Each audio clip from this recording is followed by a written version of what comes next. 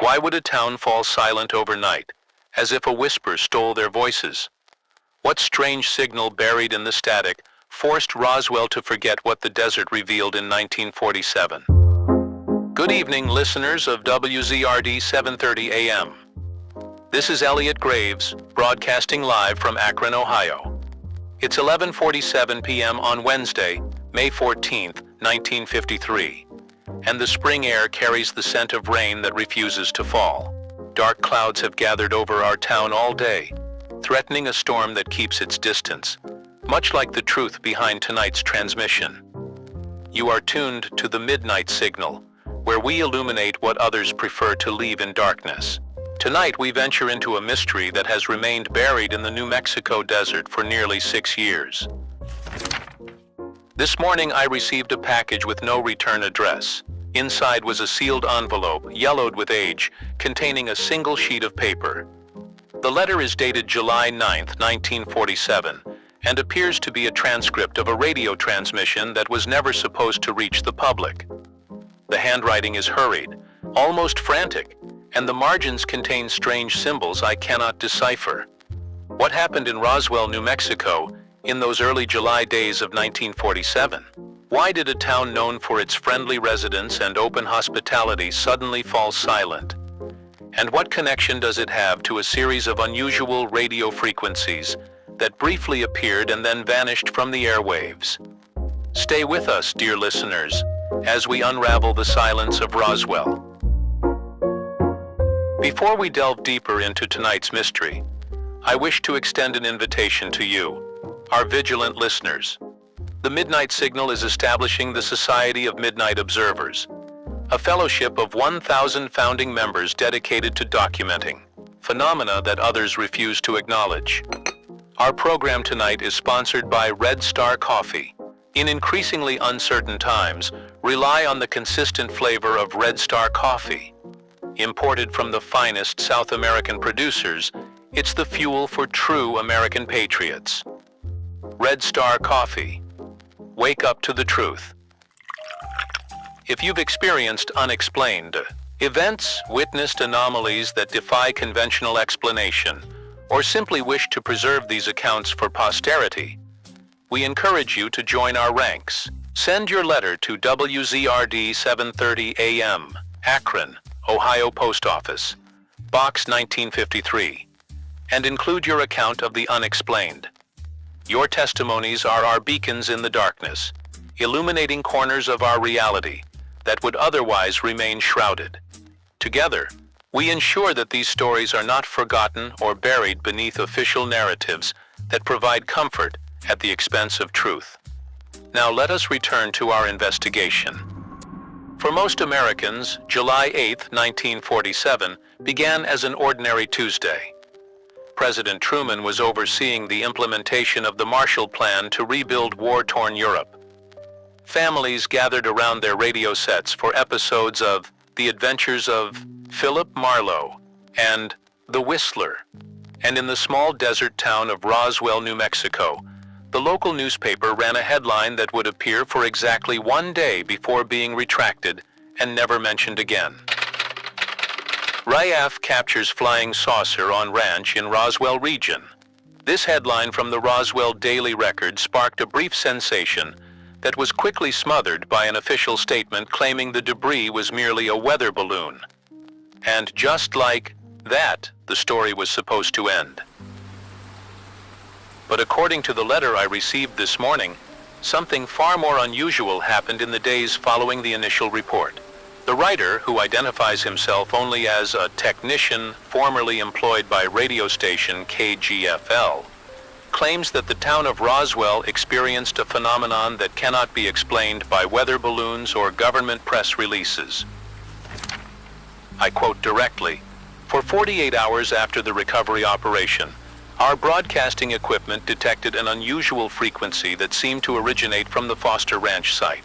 When tuned precisely to 87.9 MHz, we recorded what sounded like voices, though in no language any of our staff recognized. Within hours of making these recordings, military personnel arrived at our station and confiscated all tapes and equipment. We were instructed never to discuss what we had heard. What makes this account particularly compelling is not just the alleged government intervention, a common element in many Roswell narratives, but what happened next. According to our anonymous technician, the town of Roswell itself fell into an eerie collective silence. Residents who had been openly discussing the crash suddenly refused to acknowledge it had ever happened. But why would an entire community simultaneously agree to forget? What could possibly compel such unified silence? The answer may lie in what was heard on that mysterious frequency. To understand the events in Roswell, we must first establish the historical context. In 1947, America was emerging from the devastation of World War II and entering the uncertain terrain of a new global conflict, the Cold War. The atomic bombings of Hiroshima and Nagasaki had demonstrated mankind's terrible capacity for destruction, and fear of Soviet espionage permeated every level of American society. It was against this backdrop of nuclear anxiety that something fell from the sky onto the Foster Ranch, approximately 75 miles northwest of Roswell, New Mexico. According to official records, rancher William Mack Brazel discovered debris scattered across his property in early July. The materials were unusual enough that Brazel felt compelled to contact the local sheriff, who in turn alerted the military authorities at Roswell Army Airfield. What happened next has been documented in numerous accounts. Military personnel descended on the ranch, cordoned off the area, and removed all traces of the debris. The press release initially identifying the materials as a flying disc was quickly retracted and replaced with the weather balloon explanation. Excuse me for a moment, listeners. I have here a copy of the Roswell Daily Record from July 9, 1947. The front page story detailing the military's weather balloon explanation is notably shorter than the previous day's flying saucer headline. More telling is what's missing. Any follow-up interviews with local witnesses who had been quoted in the original story. One moment, please. This is Graves. Speak quickly. Lines aren't safe tonight. I apologize for the interruption. That was a call from a former colleague at the Albuquerque Journal who has been assisting with my research. He confirms that several reporters who covered the Roswell incident were reassigned to different beats in the weeks following the event. One journalist, who had been particularly persistent in investigating the crash, left journalism entirely and moved to California. But let us return to the letter and its most disturbing claim: the strange broadcast detected after the crash. According to our anonymous technician, at precisely 11:47 p.m. on July 7, 1947, exactly 48 hours after the reported recovery of the debris, radio equipment at KGFL began detecting an unusual signal bleeding into their normal broadcasting frequency. I quote again from the letter: "The signal began as a low hum, similar to electrical interference, but with a pattern that seemed almost deliberate. Our night engineer, Robert Gonzalez, attempted to filter it out, but discovered that when tuned to exactly 87.9 megahertz, the interference resolved into something that resembled speech. The technician's description of this speech is particularly unnerving. The voices, if they can be called that, had a quality that defied description. They were not quite electronic, not quite organic. They rose and fell in patterns suggesting language, but with phonemes impossible for the human vocal apparatus to produce." Gonzalez compared it to listening to a conversation underwater, if water could speak. What makes this account credible is the detailed technical information provided. Our letter writer notes the exact equipment models used at KGFL at that time, all consistent with broadcasting technology of 1947, and describes specific calibration procedures that would be known only to someone with professional radio experience. Furthermore, he names 3 other staff members who allegedly witnessed the phenomenon: night engineer Robert Gonzalez, program director Martha Wilkins, and station manager Walter Whitmore Sr. My colleague at the Albuquerque Journal confirms that these individuals were indeed employed at KGFL during that period. However, attempts to locate them have proven difficult. Gonzalez reportedly moved to Mexico in late 1947. Wilkins died in a car accident in 1949. And Whitmore, while still living in New Mexico, has refused all interview requests regarding Roswell for decades. The letter continues with a description of the events following the strange broadcast. At approximately 2:15 a.m. on July 8th, 4 military vehicles arrived at the station.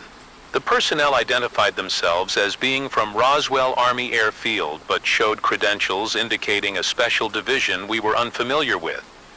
They confiscated all recording equipment that had been used during the night shift, along with any personal notes or logs mentioning the frequency anomaly.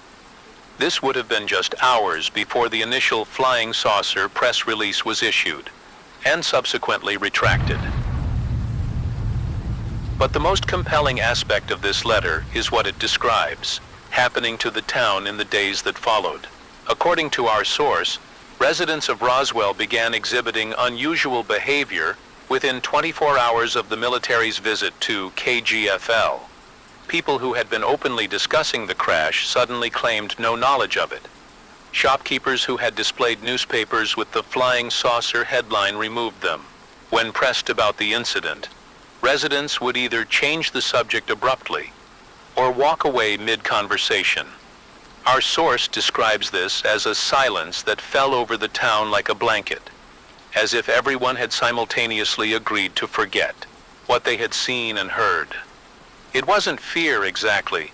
Their eyes showed something deeper, something almost like relief. Before we continue with this account, I should note that I've attempted to verify these claims through other sources. I've reached out to 7 longtime Roswell residents who would have been present in 1947. 5 declined to speak with me entirely. 1 agreed to an interview but canceled at the last minute. The 7th, a retired school teacher named Eleanor Pritchard, spoke with me briefly, but became visibly uncomfortable when I mentioned radio frequencies. "Some things are better left unheard," she told me before ending our conversation. Some silences protect us. When I pressed her about what she meant, Mrs. Pritchard simply smiled and said, "The weather balloon explanation was a gift. We should be grateful for it." A curious choice of words, wouldn't you agree, listeners? Not the weather balloon explanation was the truth, but rather a gift. What kind of truth would make a comforting lie feel like? A gift? Let us further examine the unusual events surrounding the Roswell incident through another piece of evidence that has recently come to light. 3 days ago, I received a telephone call from a man identifying himself only as James, claiming to be the son of a former military police officer stationed at Roswell Army Airfield in 1947. James explained that after his father's passing last month, he discovered a sealed envelope among his personal effects, marked, "To be destroyed upon my death." Naturally, filial curiosity prevailed over paternal instructions. Inside was a handwritten journal containing entries from July 7th through July 12th, 1947. James has graciously allowed me to share portions of these entries with our listeners. Tonight, though, he understandably wishes to remain anonymous. The first entry, dated July 7th, reads, "Called in for special detail at 0300 hours. No explanation given. Dispatched to a site approximately 75 miles northwest of the base with my unit. Site already cordoned off upon arrival. Debris field larger than initially reported. Materials unlike anything previously encountered. Lightweight but impossible to tear or bend. Markings observed that resembled writing, though not in any known language. This description aligns with numerous accounts that have emerged over the years, but what follows is considerably more unusual." The entry continues. "Several men exhibited unusual symptoms after prolonged handling of the materials. Headaches, nosebleeds, disorientation. Medical Officer Morton advised minimal contact. Most concerning was the effect on radio equipment. All communications devices within 100 yards of central debris collection point experienced significant interference. When adjusted to filter the static, operators reported hearing what sounded like voices. The journal entry for July 8th contains this disturbing passage. Civilians who witnessed recovery operation or had contact with debris began showing signs similar to our men: confusion, fatigue, inability to concentrate. More concerning are reports from town that locals who merely discussed the incident at length have developed same symptoms. Culture Blanchard implementing containment protocol. Excuse me for a moment, listeners. This is Graves. Speak quickly. I apologize for the interruption. That was James calling to inform me that he's discovered additional pages from his father's journal that he hadn't initially noticed. He's promised to send them via overnight mail. We shall have to continue our investigation of those documents in a future broadcast. The mention of a containment protocol in the journal raises significant questions. What exactly needed to be contained? The debris itself? Knowledge of its existence? Or perhaps something more insidious, an effect that the debris or the crash site was having on those exposed to it? I've consulted military records from this period, and while there is no official document mentioning a containment protocol in connection with Roswell, there are references to a classified program called Operation Stillness that was initiated by the Army Air Forces in mid-1947. The program's objectives remain heavily redacted in all available documents, but what is visible suggests it pertained to acoustic phenomena management and community information hygiene. These euphemistic terms take on a more ominous meaning when considered alongside the strange radio frequency mentioned in our anonymous technician's letter and the effects described in the military policeman's journal. I have here a declassified document from August 1947 referring to the procurement of specialized audio equipment for the Army Signal Corps' use in Operation Stillness. The equipment specifications call for devices capable of frequency isolation, audio pattern recognition, and targeted acoustic distribution. In layman's terms, this describes technology that could identify specific audio patterns, such as the strange voices reported on 87.9 megahertz, isolate them, and then potentially broadcast other sounds to specific locations. But what is perhaps most telling is a handwritten note in the margin of the procurement document. Ensure all units are capable of complete frequency erasure, as per White Sands. Protocols.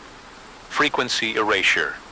An odd term that appears in no other military documents from this period that I've been able to locate.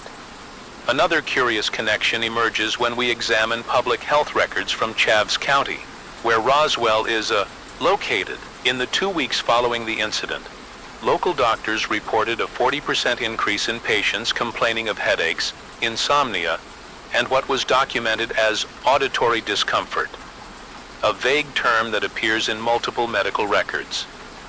Dr. Harold E. Fleming, who maintained a practice in Roswell from 1932 to 1960, noted in his private medical journal that many patients described hearing a persistent tone or hum that others cannot detect.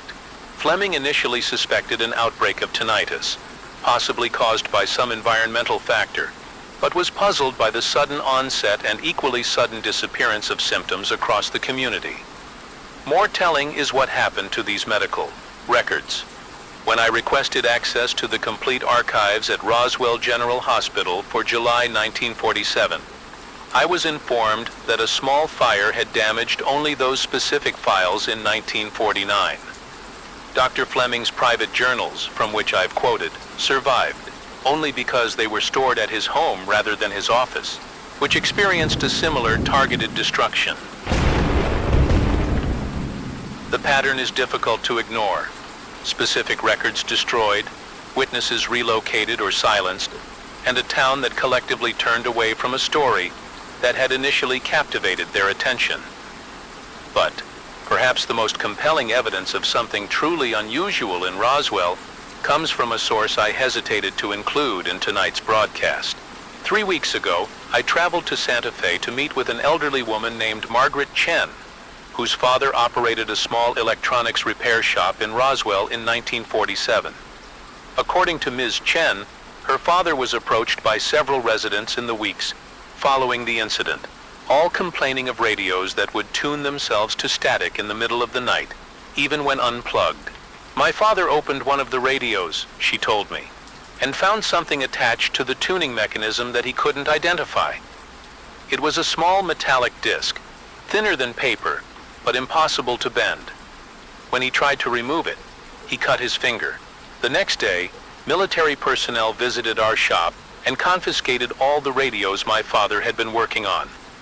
2 days later, Ms. Chen's family packed their belongings and moved to California. They never returned to New Mexico, and her father never worked in electronics again. What are we to make of these accounts, listeners? What connects strange radio frequencies, metallic debris that affects electronic equipment, and a town's collective amnesia?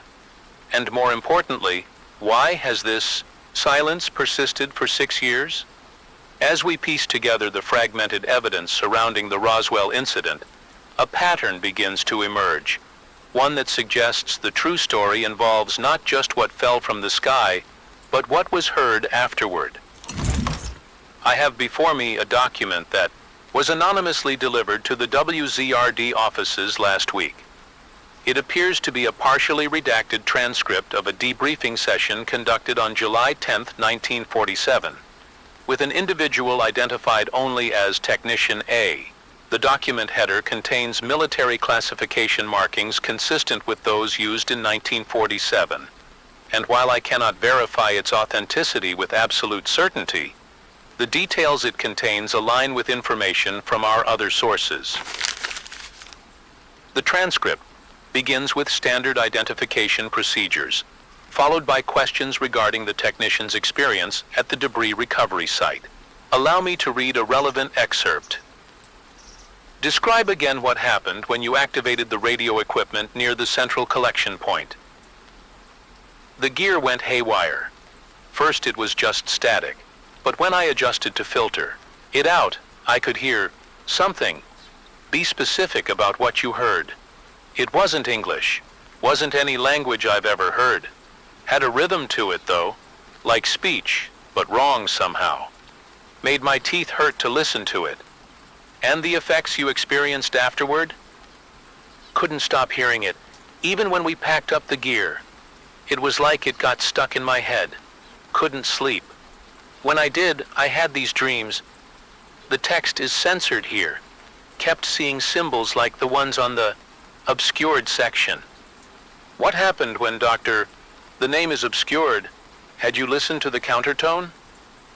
That finally helped. It sort of canceled out the other sound, like they were opposites. After about 20 minutes, I couldn't remember the original sound anymore. Just knew it had been there. And now? Now I feel fine. Better to forget some things, isn't it? The transcript ends there, but a handwritten note at the bottom reads, "Subject successfully processed. Recommend implementation of Protocol Echo for all primary exposures. Secondary exposures may respond to broadcast countermeasures without direct intervention." This reference to broadcast countermeasures takes on new significance when considered, alongside the military procurement documents for Operation Stillness that I mentioned earlier. Were the targeted acoustic distribution systems being developed to broadcast some kind of countertone throughout Roswell? Let us consider a timeline based on the evidence we've gathered. July 7th, 1947. Something crashes on the Foster Ranch northwest of Roswell. July 7th or 8th. Military personnel recover debris that affects electronic equipment and causes physical symptoms in those who handle it directly. July 8th, morning. Roswell Army Airfield issues press release about recovering a flying disc. July 8th afternoon. The press release is retracted. replaced with the weather balloon explanation. July 8th night, KGFL detects strange voices on frequency. 87.9 MHz. July 9th, 10th. Military confiscates equipment and recordings from KGFL and possibly other locations. July 10th to 15th. Residents of Roswell begin exhibiting unusual symptoms, followed by a collective reluctance to discuss the incident. Now, let us consider a hypothesis that connects these events. What if the debris itself was emitting some kind of signal, one that had psychological effects on those exposed to it? What if that signal was then inadvertently broadcast by KGFL when they detected it on their equipment? And most crucially, what if the military's containment protocol involved broadcasting a countertone throughout Roswell, a signal designed to make people forget what they had heard and seen? Such a hypothesis would explain the town's collective silence, the destroyed medical records, the specialized audio equipment, and the references to frequency erasure and broadcast countermeasures. It would also explain why the government was so quick to offer the weather balloon explanation. As our witness Eleanor Pritchard said, it was a gift, a plausible alternative that would help people rationalize their fading memories of something far stranger. But if this hypothesis is correct, it raises disturbing questions about the nature of memory and perception. Can certain sounds truly affect the human mind in such a profound way? Can one broadcast literally erase the impact of another? I have here a research paper published in the Journal of Experimental Psychology in 1951, 4 years after Roswell, by Dr. Leonard Schreiber of the Army Medical Corps. The paper, entitled Acoustic Stimuli and Memory Formation, details experiments testing how certain sound patterns can inhibit the formation of short-term memories or even suppress existing memories when paired with specific trigger sounds. The paper makes no mention of Roswell or Operation Stillness, but Dr. Schreiber was stationed at White Sands Proving Ground in New Mexico from 1947 to 1950, less than 100 miles from Roswell. Perhaps most telling is what happened to Dr. Schreiber after publishing this paper. According to his colleagues at Johns Hopkins, where he took a position in late 1951, he abruptly abandoned his research on acoustic memory suppression and refused to discuss his work at White Sands. When pressed by fellow researchers, he reportedly said, "Some doors should remain closed. Some frequencies should remain silent." What door was opened in Roswell? What frequency spoke through the static on those July nights in 1947? One moment, please. This is Graves. Speak quickly. That was a call from our transmitter engineer. He reports that we're experiencing unusual interference on our broadcast frequency. He's working to resolve the issue, but advises that listeners in certain areas may be hearing an underlying tone beneath my voice. If you are experiencing headaches, unusual auditory sensations, or a feeling of disorientation while listening to tonight's broadcast, I recommend tuning to a different station immediately. I apologize for the technical difficulties. Our engineer assures me the interference has been addressed, though he was unable to identify its source. Before we move to our conclusion, there is one final piece of evidence that may shed light on the lasting silence surrounding Roswell. According to FCC records, between July 9th and July 15th, 1947, every radio station within a 100-mile radius of Roswell experienced what was officially documented as scheduled maintenance, requiring temporary broadcast suspensions. During these suspensions, which lasted from 15 minutes to several hours depending on the station, military technicians installed what were described as signal clarity enhancement modules.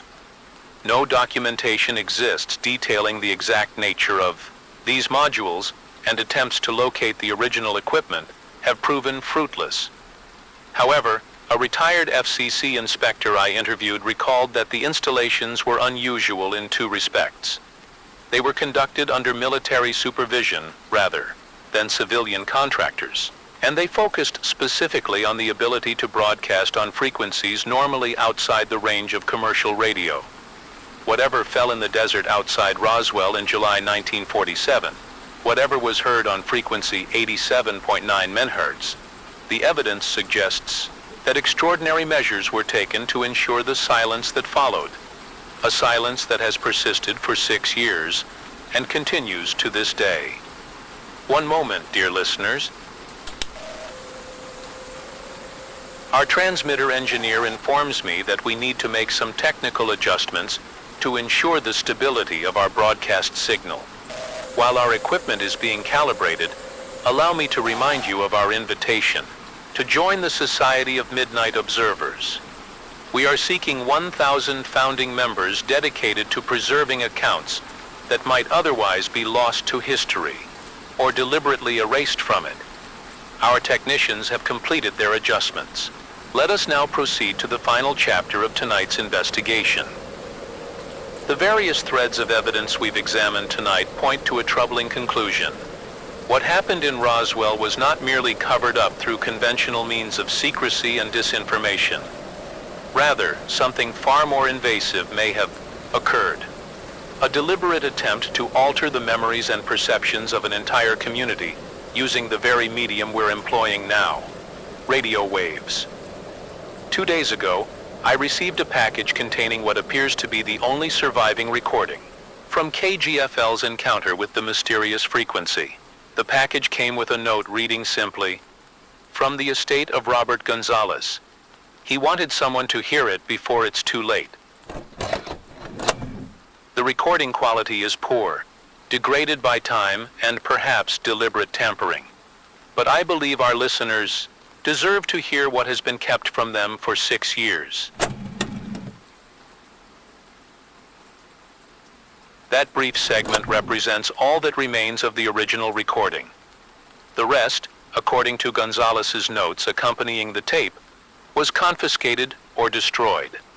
But there is one more element to this recording that you could not hear, a subsonic frequency detected by our audio engineers when analyzing the tape. This frequency, registered at approximately 17 Hz, falls just below the range of human hearing, but has been documented to cause feelings of unease, anxiety, and in some cases, visual hallucinations. More disturbing is the pattern this subsonic frequency follows, a rhythm that, when mapped visually, bears a striking resemblance to the strange symbols described in multiple accounts of the debris field. What are we to make of this connection? If something at the crash site was emitting this signal, a signal that could be captured and broadcast through radio equipment, what effect might it have had on those who heard it? And what countersignal might have been required to suppress those effects? The hypothesis that emerges is as disturbing as it is incredible. What if the silence of Roswell was induced through acoustic means? What if Operation Stillness was literally named? A program designed to quiet not just discussion of the incident, but the very memories of those who witnessed it. In the 6 years since the incident, Roswell has transformed from a place known for its hospitality to a community marked by a peculiar reticence. Residents who freely spoke with journalists in the first days after the crash now decline all interviews. Local businesses that once displayed newspaper clippings about the incident have removed all such memorabilia. And perhaps most telling, radio station KGFL, once a thriving local broadcaster, changed ownership 3 times in the years following. 1947, with each new management team implementing increasingly sophisticated broadcast equipment, far beyond what would be expected for a small town operation. But the silence may finally be breaking. In the past month, 3 different Roswell residents have contacted WZRD with accounts that suggest the effects of whatever was broadcast in July 1947 may be wearing off. Dreams featuring strange symbols, memories that feel like someone else's, and most commonly, a persistent hum that seems to come from everywhere and nowhere at once. Whatever fell in the desert, whatever spoke through the static, its voice may soon be heard again. As our investigation draws to a close for tonight, we are left with more questions than answers. A fitting outcome for a mystery that has persisted through deliberate erasure. What crashed near Roswell in July 1947? Was it merely a weather balloon, as the official explanation claims? A secret military project, as others have suggested? Or something else entirely? Something that communicated through frequencies and left its mark not just on the desert sand, but on the minds of those who encountered it? Perhaps the most profound question is this. If memories can be manipulated through broadcast signals, how can we trust our understanding of the past? How many other silences have been manufactured?